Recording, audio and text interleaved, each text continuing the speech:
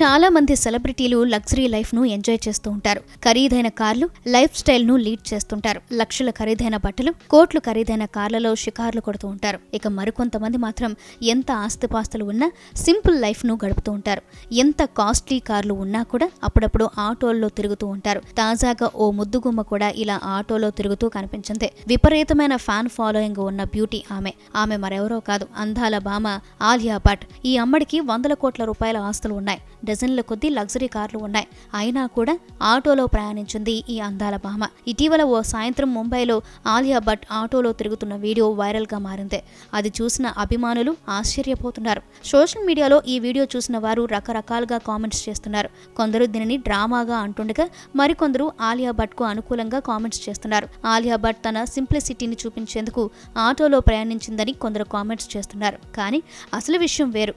ఆలియా వెళ్లాల్సిన దారి చాలా ఇరుకుగా ఉంది కాబట్టి అంత చిన్న రోడ్లో పెద్ద కార్లను తీసుకువెళ్లడం సాధ్యం కాదు.